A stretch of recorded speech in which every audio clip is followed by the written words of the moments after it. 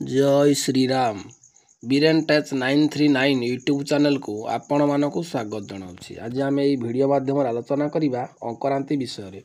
यह भेजी बैगण कहती। यार पत्र और फूल बैगण पत्र फूल परी, फल बैगण परी, किंतु छोट छोट गछ पत्र चारिआडे कंटा थाए।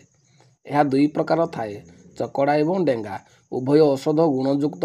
अंकरांति थंडा काशर अव्यर्थ औषध, किंतु पित्त वृद्धि करे।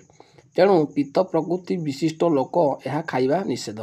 यार पंचांग पत्र फूल कांड फल चेर सबू औषधरे लागे। यार पंचांग को सुकाई रखी व्यवहार करा जाए। 10 ग्राम अंकरांति को 1 लिटर जल में सिजाई 1 ग्लास रहिले छाणिबे।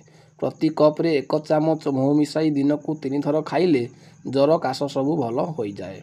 अंकरांति पाचन रे अल्प महु पिपली चूर्ण मिसाई 3 पान खाइले कम्फ श्वास संयुक्त जर भल होता है। अंकरांति मूल को 3 कप पानी रे फुटांतु। अध कप हैला परे पिपली गुंड 3 चिमटा महु 1 चामच मिसाई पीले श्वास रोग भल होता है।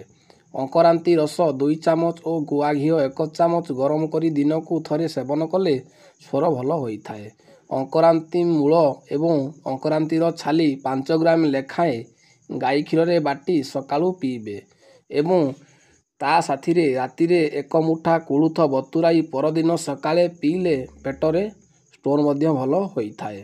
अंकरांति गछ रस और सोरिष तेल मिसाई बालिखिया जगार देले उपशम होता है, किंतु मन रखिबे पाद को गरम पानी रे भल भाव परिष्कार करिथिबे, तापरे साकू देले बालिखिया गुड़ भल होता है। जदि वीडियोटी भल लगी ताहले मो चैनल को लाइक करिवे, सब्सक्राइब करिया को जमा भी भूलिबेनी।